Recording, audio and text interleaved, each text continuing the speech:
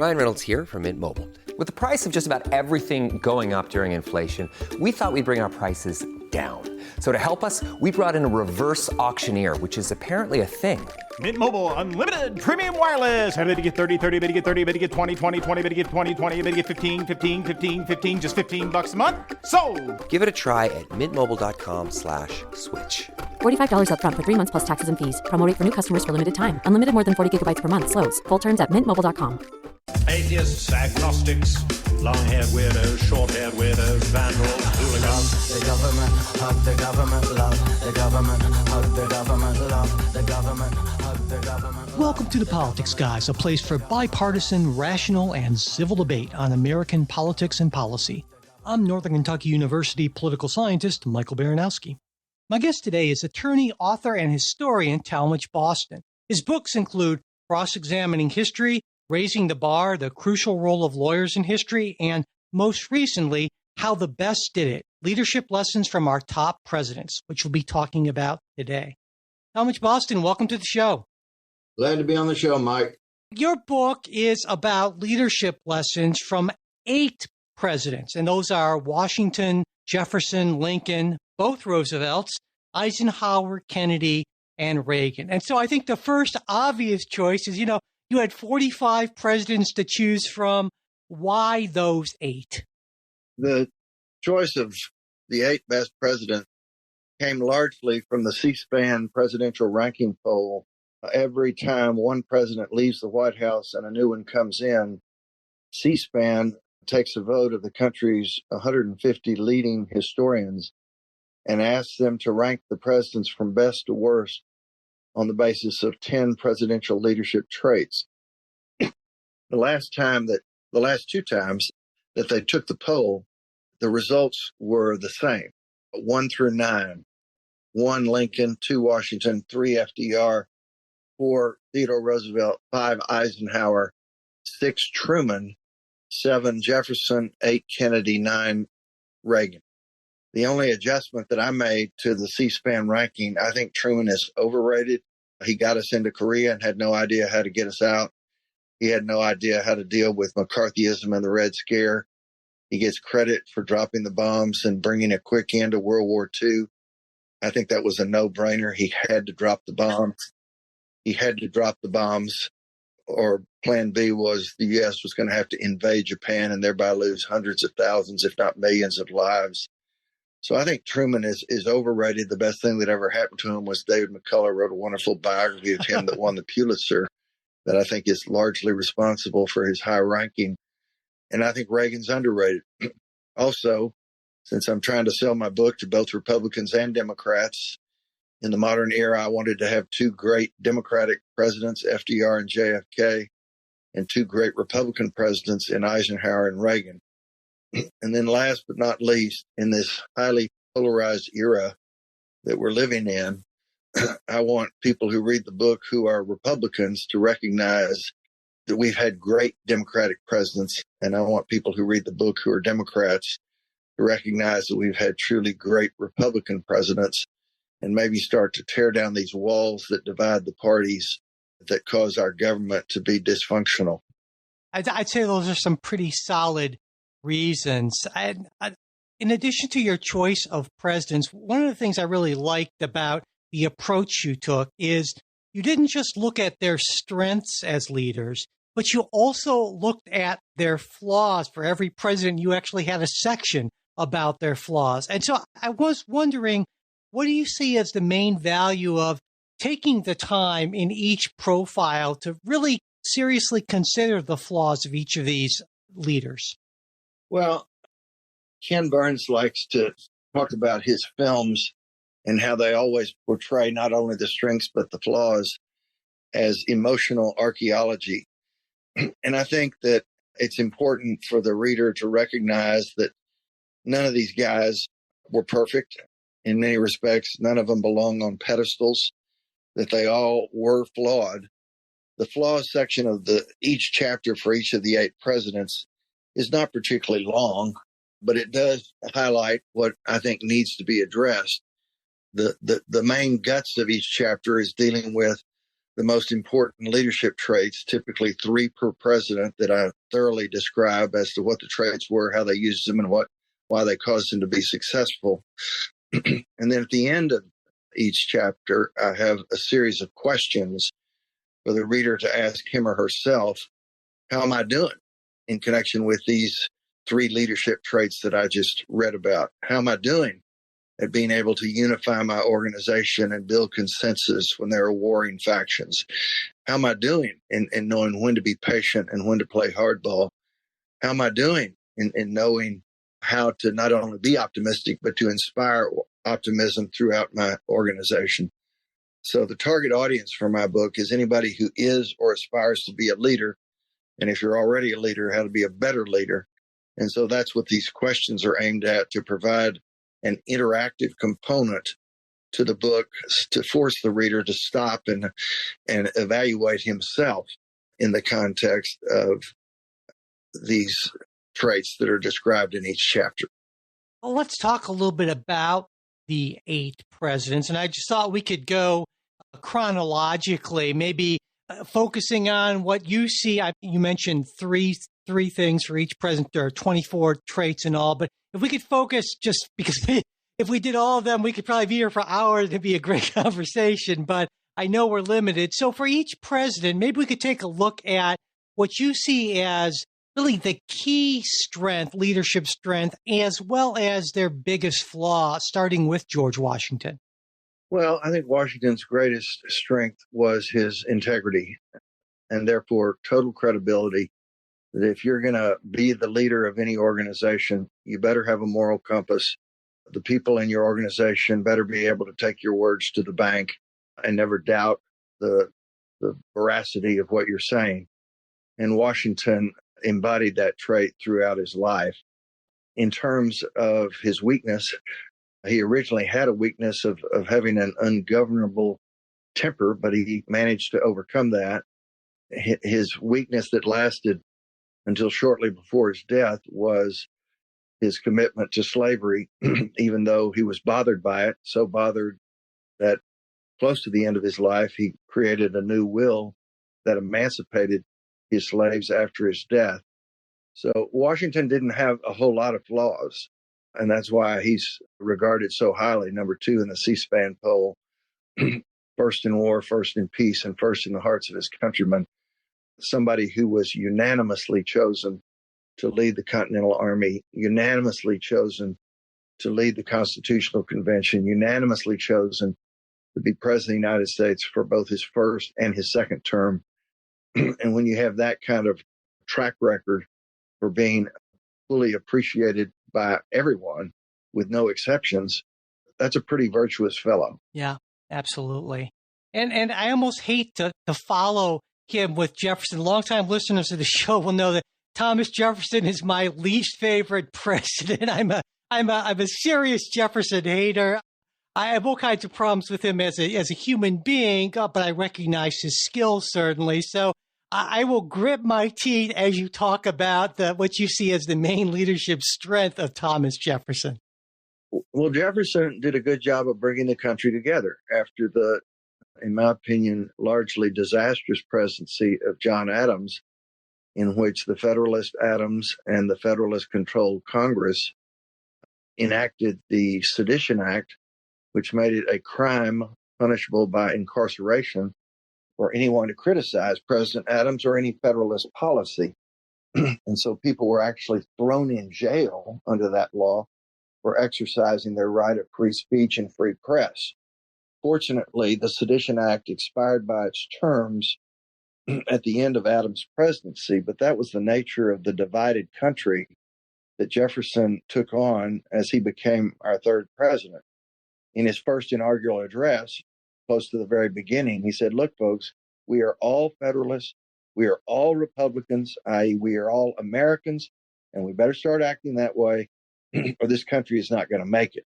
He then, over the course of his 2 terms, 8 years, succeeded in breaking down many of the barriers, social barriers, political barriers, the animosity between the 2 warring parties by orchestrating 2 to 3 times every single week dinners where he would bring in Republicans, he would bring in Federalists. They would drink wine, they would eat food. The rule was we will not talk about hot button issues. We'll talk about literature, history, music, our families, how we make a living. We'll talk about the things that people talk about when they're trying to build friendships. And the old adage that if somebody likes you, he'll give you the benefit of the doubt. And if he doesn't, he won't. And the other adage, politics is all about relationships. Jefferson was a master in conversation, in charm, in being the Renaissance man who could talk about any and everything, architecture, agriculture, history, literature, you name it. Thomas Jefferson could talk about it. And so over time, not with one dinner or three dinners or five winners, but over this relentless socializing that caused people to actually start liking each other despite their political differences, it broke down the harsh barriers that had been created during the Adams presidency. And so he was so successful that obviously after his two terms, his best friend Madison had two terms, and then his protege Monroe had two terms, and then there was a 4-year window for Quincy Adams, but then Jackson had two terms. So over the first 36 years of the 19th century, 32 of those years were the United States was run by Thomas Jefferson and his philosophical progeny. And then largely during those years, the country prospered. So I recognize that Jefferson was something of a backstabber. He did not like confrontation. I also am aware of the crazy things going on at Monticello with the slaves and Sally Hemings. But as with all the presidents, I acknowledge the flaws, but I try to focus on the greatness because that's what this book is all about. It's for the reader to be thinking in terms of how to be a better leader, implementing into his or her leadership repertoire these traits that caused each of these 8 presidents to be so successful. And, you mentioned that Jefferson comes in after the disastrous Adams presidency. And I wanted to point something out, at least something that I believe, is that John Adams is one of my most admired historical figures. Yet I agree with you that he was not a very good president. And I think it's an important point that sometimes people don't appreciate is that is leadership sometimes is about the position you're put in and the position of the country. And John Adams might have been a fantastic revolutionary, but he was a crummy president for a lot of reasons. And I feel like that is, I don't know if that's exactly a leadership lesson, but it occurred to me when you mentioned that distinction, between Adams and Jefferson. Well, whenever you're starting up a new organization, a new enterprise, a new country, and your aim is to hold it together because you've fought so long and hard for it to be created in the first place, then you have to operate in a mode of what can I do to keep things unified, as opposed to having a priority of being a divider. And so Adams was a divider. Washington was a unifier. Jefferson was a unifier. And most of our other great presidents have largely been unifiers. And so as much as there is to applaud about John Adams' life and career, the question you asked was about what did Jefferson do that was so great? And I answered it by talking about how he became president in the context of the Adams presidency, which had caused the country to be so divided. And from there, you move on to Abraham Lincoln. And of course, there are so many positives people point out about Lincoln, but of all of those admirable leadership qualities that he has, what really stood out to you among all of those? Well, out of the 24 leadership traits that are covered in the book over the course of 8 presidents, I think you can make a good argument that Lincoln had all 24 traits. So to say which stands out is difficult. It's like asking which is your favorite child out of your children.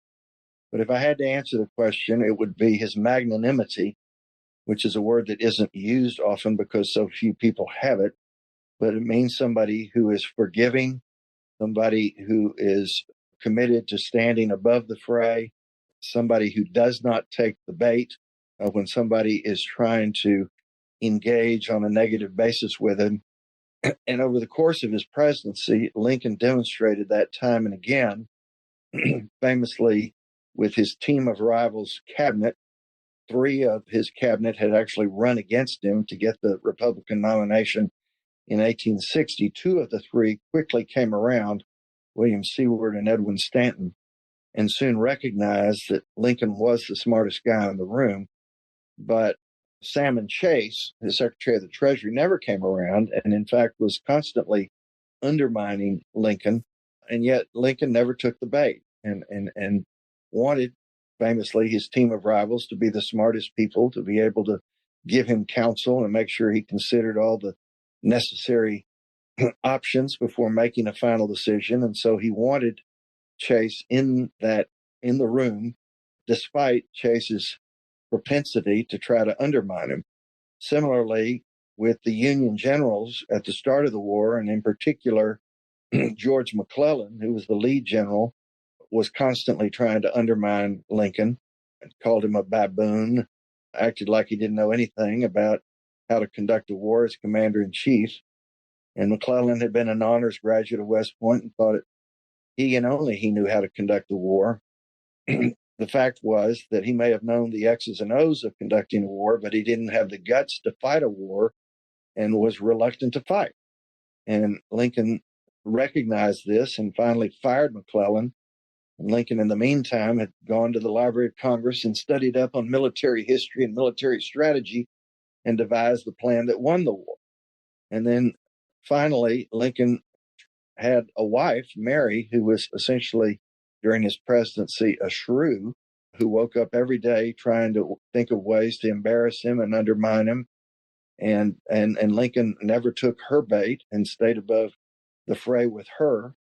He realized that he had 3 huge goals and that nothing should detract from those goals: bringing the country back together, winning the Civil War, and abolishing slavery.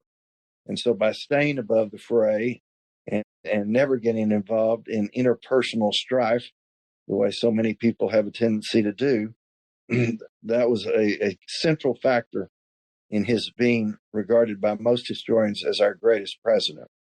And on the flip side, a lot of times we don't really think about the flaws of Lincoln. When I think about flaws in Abraham Lincoln, I think, well, I know that he could be a very depressive, sort of melancholy guy, but that's more of a personal sort of thing. What would you say in terms of political flaws or flaws as a leader? Is there anything that jumps out? Well, early in his adult life and career, he followed the path established by Hamilton and Jefferson of writing anonymous, highly critical editorials. And that's obviously not being transparent and open and honest. And when one of them, the victim of the criticism, recognized that it was obviously Lincoln who had written the anonymous editorial, he challenged Lincoln to a duel, which Lincoln reluctantly had to accept. Lincoln chose for the weapons broadswords, and fortunately, on their way to do battle, they found a way to make peace, and the duel never occurred. So he had that issue at the beginning, also in terms of a flaw, because he was so consumed in his political career and in dealing with the slavery issue and winning the Civil War and so forth. He was not what you would call a particularly attentive father to his sons, one of whom died his second year of his presidency. Another died shortly after his presidency, and one had died back in Springfield. But we think in terms of traits we like to see our leaders embody is to be good spouses and parents. And Lincoln, on the one hand, when he was around his children, was loving. The truth of the matter was he wasn't around them much. During his legal career, before he became president, he would travel the circuits around Springfield for 6 months out of the year because there wasn't enough legal business in Springfield to keep him and the other lawyers there busy 12 months out of the year. And during those 6 months, he was traveling the circuit. Most of the other lawyers on the weekends would go home. Lincoln did not. I think that's the ultimate statement about how difficult it was to be married to Mary Lincoln. But obviously, I'm sure his sons would have liked seeing their father at least on the weekends during those 6 months. Ryan Reynolds here from Mint Mobile. With the price of just about everything going up during inflation, we thought we'd bring our prices down. So to help us, we brought in a reverse auctioneer, which is apparently a thing. Mint Mobile Unlimited Premium Wireless. How to get 30, 30, bit to get 30, bit to get 20, 20, 20, bit to get 20, 20, bit to get 15, 15, 15, 15, just $15 a month? Sold! Give it a try at mintmobile.com/switch. $45 up front for 3 months plus taxes and fees. Promo rate for new customers for limited time. Unlimited more than 40 gigabytes per month. Slows full terms at mintmobile.com. Then we move on to my favorite president. I turned just 3 feet away from me. There's a bust of TR, a small one, not a life-size one or anything. But I'm a big fan. You obviously thought highly enough of him to include him in this pantheon. And what do you see as the main leadership strength of Teddy Roosevelt? Well, Roosevelt is regarded by all historians as being a top 4 president. And that's particularly amazing given that during his 7.5-year presidency, he took over 6 months into McKinley's second term after McKinley was assassinated. But during his 7.5-year presidency, he grew the office of the presidency. He expanded it into areas that it needed to go, given that Congress was truly not taking care of business. 1 year into his presidency, there was a national coal strike that had gone on for months with no end in sight, and winter was approaching. And Roosevelt decided he, as president, had to get in the middle of it, or else half the country was going to freeze to death because people didn't have coal. And so he stepped in as mediator between the coal miners and the coal company owners and listened and talked and brainstormed as to possible solutions for which he could find common ground for them to reach a settlement and end the strike. And he succeeded in doing that by getting them to agree to binding arbitration. The strike was over and nobody froze to death. The word of his being such a high-powered peacemaker went around the world, and within a couple of years, Japan and Russia were at war with each other with no end in sight, and they called on President Theodore Roosevelt to see if he could do for them what he had done for the coal strike, and in fact, he succeeded in doing that, which resulted in him winning the Nobel Peace Prize. A couple of years later, he did that when there was a conflict in Morocco, and a couple of years later when there was a conflict at the Hague Convention. He was an amazing peacemaker. But besides entering onto new ground as president and settling labor disputes and international disputes, he also obviously, for the first time, invoked the Sherman Act in order to bust the trusts that had created the monopolies across the major American industries. He also took the initiative in establishing so many more national parks and wildlife refuges, which needed to be preserved. He also took it upon himself to be the activist that produced the Panama Canal, which changed international trade. So all of these were new areas that no prior president had ever done before. And they were all great things for America. And so that's why Roosevelt stands as a Mount Rushmore figure and one of our greatest presidents. Now, when I think about TR, the big thing I think about is his energy. But on the flip side of that, I feel like there were times when he could be sort of impetuous, I think. Well, he did have high energy and he could be impetuous. Fortunately, his impetuosity didn't really impact his presidency the way it did his post-presidency, right, which for the most part, he left the White House at age 50 and he died at age 60. And that last decade, bad things kept happening because of that impetuosity that he basically twisted off. And whereas during his prime years in the presidency, he'd made largely good decisions, in his post-presidency, he made largely bad decisions, resulting in a sad ending to an otherwise great president. Yeah, he was certainly not a guy who was comfortable standing on the sidelines, sort of watching things go by, as you point out in the post-presidency. And from him, we move to another Roosevelt, Franklin Roosevelt. And, of course, he's often no one will be president longer than FDR was unless we change the Constitution again. What do you see as his great strength in all the years he was in office? His great strength was as a communicator. We think, and we call Reagan the great communicator. But at the start of my Reagan chapter, I talk about 12 similarities between Reagan and Roosevelt. And in fact, Franklin Roosevelt was Reagan's hero. Reagan voted for FDR all 4 times. Historian H.W. Brands, in his wonderful Reagan biography, says what Franklin Roosevelt was to the first half of the 20th century, Reagan was to the second half. And biographer Richard Reeves says what Franklin Roosevelt was to liberals, Ronald Reagan was to conservatives. But FDR was a great communicator, both as a powerful orator.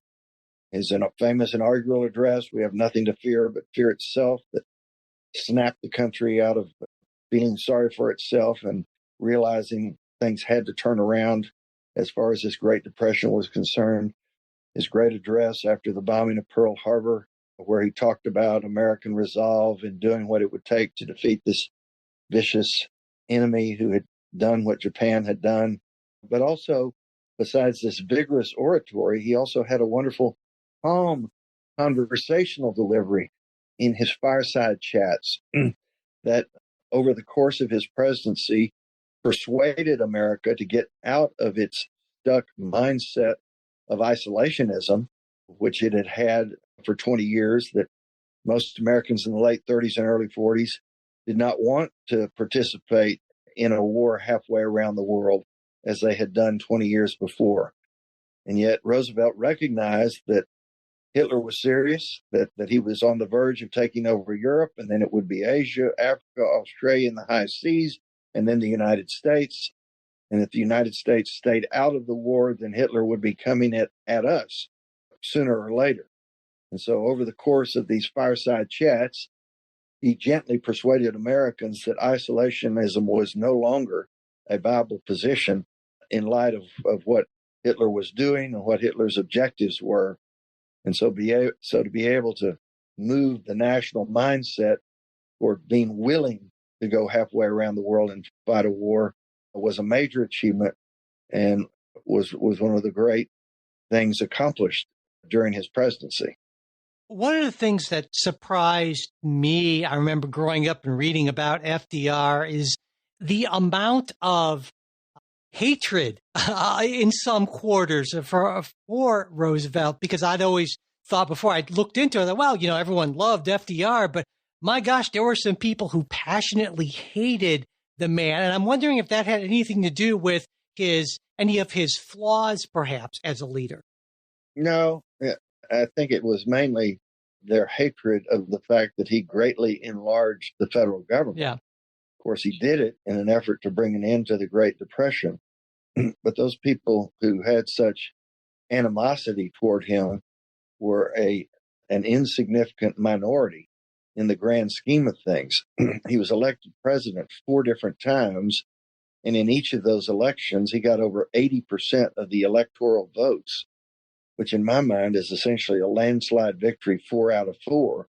And so the percentage of Americans who loved him and who would keep voting for him, even in 1944, when they knew he was in very bad health, there's no way in the world he was going to be able to live to the end of that 4th term. And in fact, he only lived a few months into that 4th term. But nonetheless, they didn't want him to step down because they trusted him to guide the country to the end of World War II. So Roosevelt was incredibly popular among the vast majority of the American people, and those who opposed him were in the distinct minority. And, I think that the president who was 2 after him, Eisenhower, an interesting figure in some ways, because until, I don't know, maybe a generation ago now, he had this reputation as being a great military leader who was just sort of a indifferent president, spent too much time golfing, that kind of thing. But that reputation in the last generation or so has really taken a turn, certainly. And, there's a reason why you included him as one of your 8 leadership examples. And so what do you see about Eisenhower that is so admirable as a leader? Well, not only do I include him, but the country's 150 leading historians ranked him number 5. So that's not an unusual choice by me to put him as high. Number 1, he was an organizational genius, that everything he had demonstrated in his victorious leadership as Supreme Allied Commander he brought to his presidency, such that his cabinet, his National Security Council, his Office of Congressional Liaison all ran like well-oiled machines. And getting back to the premise of my book, that anybody who's a leader of a large organization would do well to read about the first leadership trait in the Eisenhower chapter of how he set up the federal government in ways that allowed it to function better than ever before.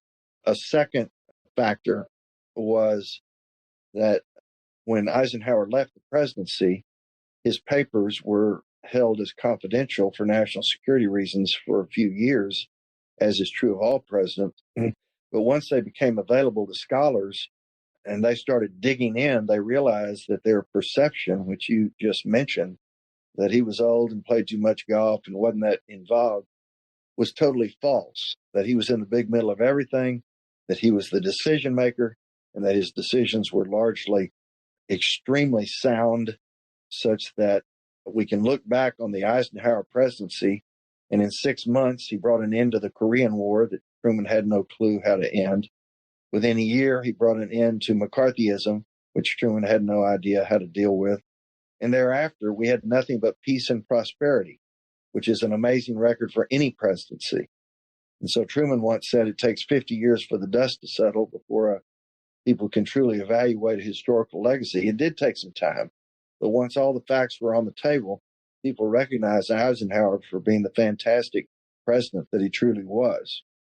And then there's the president who followed him, John F. Kennedy. And I think there are some folks I know, certainly on the right, who would say that this is a guy who brought a lot of glamour to the White House, a lot of excitement, certainly, but that some would say, well, he's sort of this boomer idol, if you will, and that he really wasn't that good of a president, that impressive of a leader, and certainly he had some personal failings. But again, you and this group of historians included him as one of the 8 great presidents. And so why is that?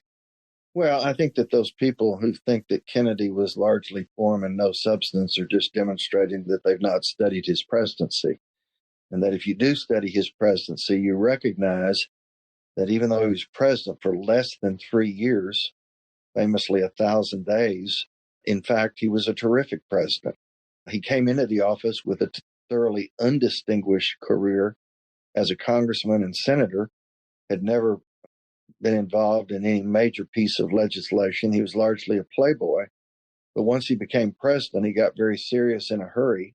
The first bad lesson that he learned, but at least he learned from it, was the Bay of Pigs fiasco 3 months into his presidency, when he made the mistake of knee-jerk accepting the advice of his so-called military and foreign policy experts and approved of the CIA-trained insurgent invasion at the Bay of Pigs in Cuba that was immediately put down by Castro's army and proved to be an international embarrassment. But Kennedy had learned a valuable lesson. You can't trust the advice of experts. You have to do your own due diligence.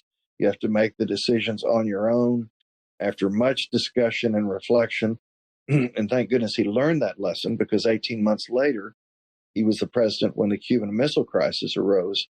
And he handled that as well as anybody could have by rejecting the advice of the so-called experts who wanted to invade Cuba, bomb Cuba, trigger World War III and nuclear holocaust, and instead implemented the blockade that stopped any Soviet ships from entering Cuba with missiles, and then entered into serious expedited negotiations with Khrushchev, which led to the settlement whereby we removed our missiles from Turkey in consideration for the Soviets removing their missiles from Cuba.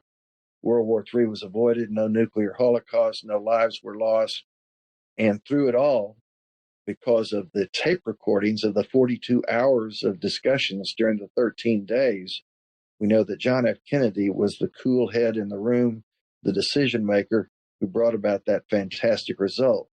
He also quickly learned on the job how to establish a sound economic policy by turning toward Keynesian economics and thereby stimulating an otherwise dormant economy that had existed in Eisenhower's last 2 years. And so he got the economy roaring after it had been still for quite some time. And then last but not least, he brought the country into a mindset of where we rejected Jim Crow and was the first great presidential advocate for authentic civil rights in 1963 with his famous televised address after the Birmingham riots, when he persuaded the country that the issue of civil rights was no longer a political issue, but rather was a moral issue. And shortly thereafter, he delivered to Congress for the first time ever a strong civil rights bill, which he tried to push through until he was assassinated. And fortunately, his successor, Lyndon Johnson, succeeded in pushing it through, and it became the Civil Rights Act of 1964. But those are three major areas where Kennedy directed the country to go where it needed to go vis-a-vis its ultimate foreign policy, not to be hawkish as it had started with the Bay of Pigs, but rather to find ways to bring peace, as we demonstrated in the Cuban Missile Crisis, but also how to better stimulate and manage the economy and bring progress to the American economy, and then to wake the country up to the need to eliminate Jim Crow and bring forth civil rights. So those are major, major achievements. And anybody who disagrees with those as major achievements simply has not done his homework. And then finally, we come to Ronald Reagan. And I think a lot of folks, especially on the left, would say, here was just this B-movie actor who not terrifically bright, who managed to sort of stumble into the presidency, very not involved, didn't really understand details, all kinds of crazy stuff going on around Contra and various other things. And so how can we consider Ronald Reagan a great president? What do you say to those people? Well, I say if he was stumbling along, then the rest of the country was stumbling with him. He soundly defeated Jimmy Carter, the incumbent, because Carter was whose disastrous presidency had brought on double-digit inflation, high unemployment, low economic growth, long gas lines, and we couldn't get the hostages out of Iran, and the country was in a state of national malaise.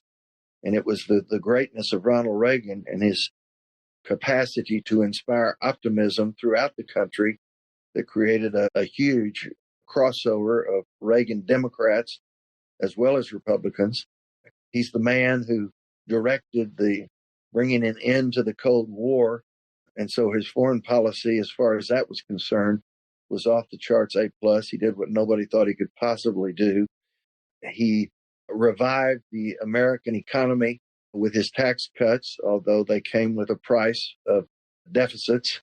But nonetheless, he restored America's self-confidence and the belief in American exceptionalism, such that after 4 years of his presidency, he defeated Carter's vice president, Walter Mondale, 49 states to 1. And so, again, using Truman's statement about taking 50 years for the dust to settle, when you look back on the big picture items that Reagan achieved, that people who don't want to acknowledge those simply have not done their homework. And when I sort of pull back and when I was thinking about all of the leadership lessons and all of the leadership traits, those 24, I tried to sort of wrap my head around it and come up with some sort of consolidated, if you will, description of a great leader. Here's what I came up with. So a great leader is an inspirational communicator with vision and integrity who learns and grows over time, works collaboratively, highly engaged, strategic, and patient. Now I know that leaves out some specifics, but I'm wondering, what do you think about that as sort of a capsule summary of those 24 traits? I think that's a pretty good summary. One thing that dawned on me as I've been promoting this book for the last 2 months since it was released on April the 2nd, I get the frequent question, well, what did these 8 people, these 8 great presidents have in common? And I've come up with 3 traits that I think are very important for any leader. Number one, to be a great leader, you have to be a great persuader. And these 8 persuaded in different ways. Some of them were eloquent public speakers. Some of them were great one-on-one or in small groups. But one way or another, you've got to be able to persuade people to go your way. Number 2, all of these 8 had self-awareness in that they knew their strengths and they knew their weaknesses. And they found ways to use their strengths often, and they found ways to partner with those who were strong in the areas where they were weak in order to make sure that those weaknesses didn't create problems for their presidency. And then last but not least, all 8 of these directed their initiatives at the great American middle, not to the extreme right or the extreme left. And that resulted in them being able to achieve these accomplishments, which if on the other hand, you're directing your initiatives to the extreme right or left, you don't achieve anything because you can't get anything passed. And so those are the 3 traits that I don't specifically spell out in the book, but that have occurred to me as I respond to these questions, as I am promoting the book, that those are common traits above and beyond the 24 separate traits that are identified for the presidents in the book. One thing that occurred to me, and one thing I always admired about Ronald Reagan, was how he could be very self-deprecating. And I think there was some of this in other presidents. Lincoln, there was some of that in him as well. And to me, when I see a leader who can make light of him or herself, that to me indicates a certain self-confidence, a certain, I guess, strength of character. And I wonder what you think about that as I don't know if I call it a leadership trait, but maybe I call it an indicator of self-confidence or self-awareness. And I just kind of want to get your thoughts on that. Well, I think you've accurately summarized why it is a very good thing for a president to have in his toolkit. It reflects self-awareness. It reflects humility. It reflects capacity to engage with his constituents on a likability basis by recognizing his deficiencies. All of those things are good things for a president to achieve in terms of how he governs and how he interacts with the American people. And you've thought a lot about all of these leadership traits. To what extent do you feel like these were things that these individuals that was part of their character, their essence? In other words, I guess I'm asking in a way, to what extent do you think these great leaders were essentially born that way as opposed to made that way or became great leaders through their own efforts? Well, as I point out in the book, this is not true of Washington and Jefferson as our first and third presidents, but I think it's true of the other presidents, starting with Lincoln, that they were all very mindful of their predecessors and their performance and what they had done well and what they had done poorly. And Lincoln liked Jefferson a lot and his concept that all men were created equal, even though Jefferson obviously didn't truly believe that.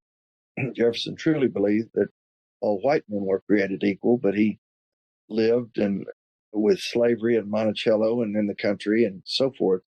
But Lincoln always pitched his arguments about the need to end slavery on the Declaration of Independence and praised Jefferson. Franklin Roosevelt, Theodore Roosevelt, Eisenhower, Kennedy, Reagan, they all recognized the greatness of Lincoln. They also recognized the greatness of those after Theodore Roosevelt. They recognized that his expansion of the presidency was a good thing and that it made sense for presidents to take on areas that needed to be addressed that Congress was not dealing with. After FDR, people recognized his greatness as a communicator and wanted to mirror his style, both in terms of his oratory and his conversational delivery and his fireside chats.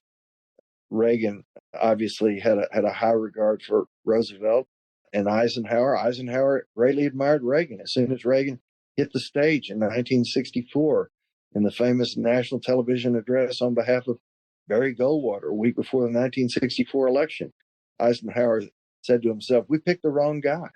This Reagan guy's the real deal. He knows how to communicate what we Republicans are all about." And so it's fun to see how these presidents were paying attention to each other's performance and using that as the basis for guiding them themselves through their presidencies.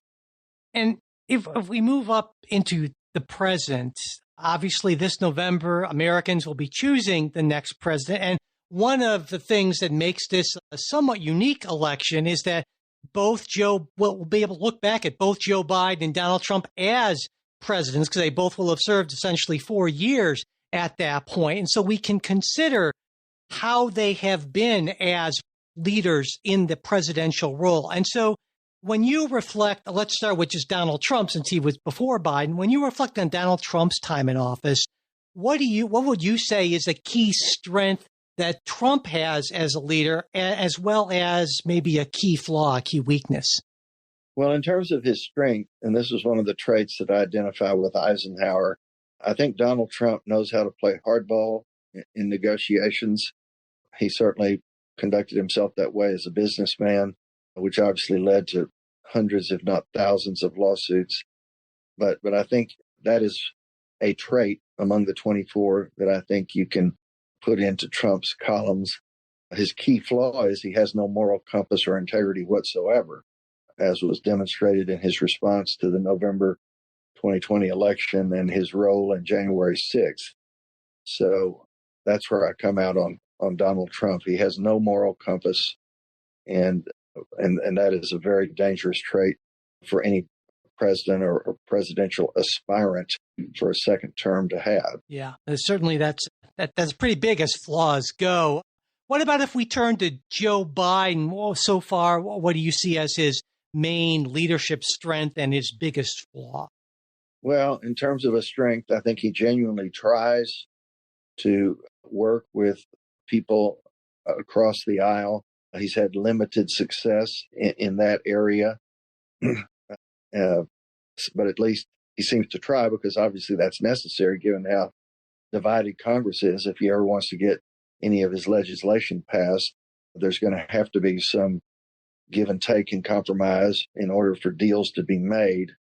In terms of his flaws, again, a lack of integrity. He spent his entire political career making up stories that weren't true, that were readily verified as being not true.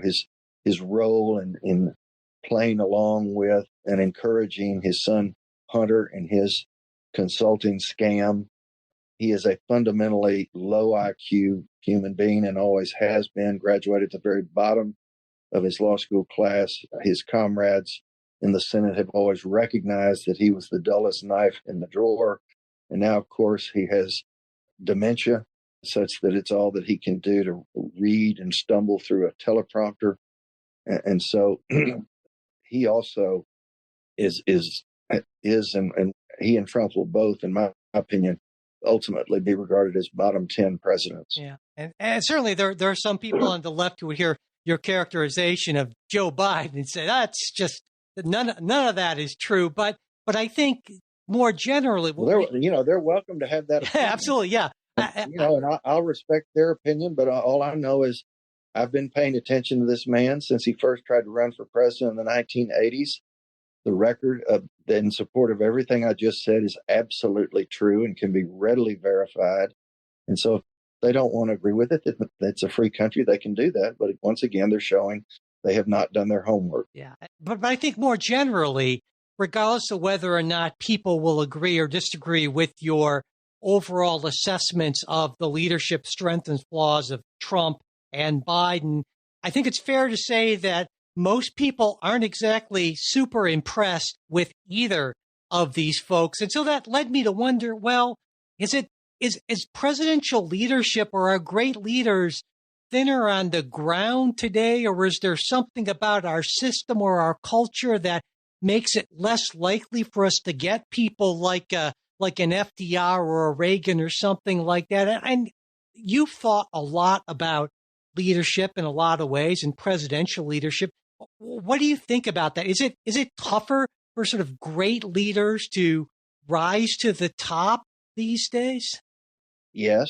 I was supporting Nikki Haley. I certainly hoped that she would have gotten the Republican nomination.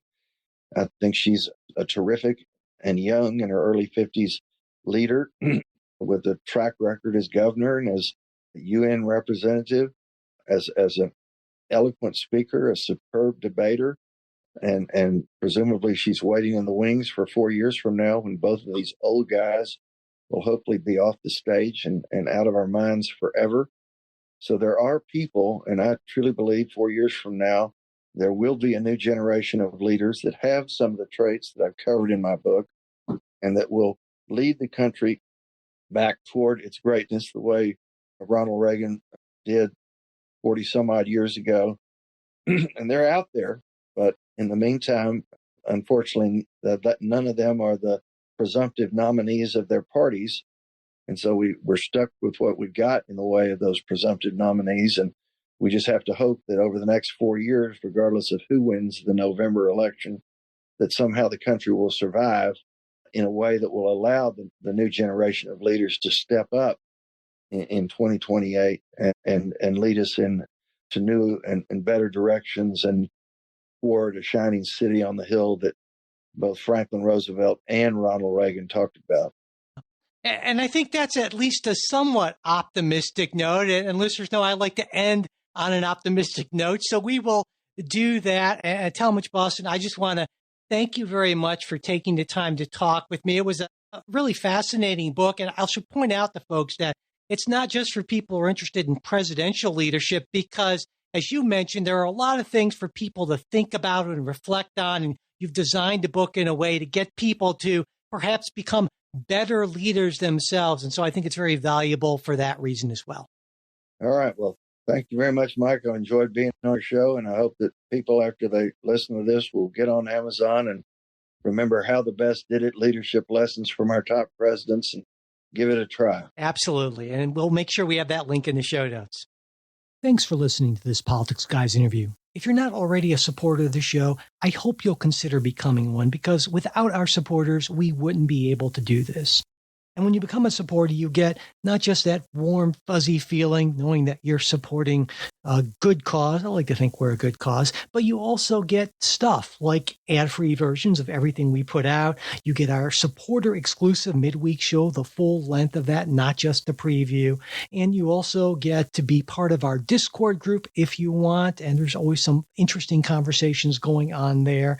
At the $10 a month level or more, you get to actually be part of the episodes Jay and I do, if that's something you're interested in. So there's a lot of stuff is what I am saying. And I hope you'll consider checking it out. And to do that, just go to patreon.com/politicsguys. If you want to support us on Venmo, we're at Politics Guys. You can also support the show through PayPal. And all of our support links are always in the show notes, as well as at politicsguys.com/support. And as always, I want to close with a very special thank you to our wonderful executive producers, Bruce Johnson, Wilma Moreno, Daniel Toe, Ryan Beasley, and Don Oglesby.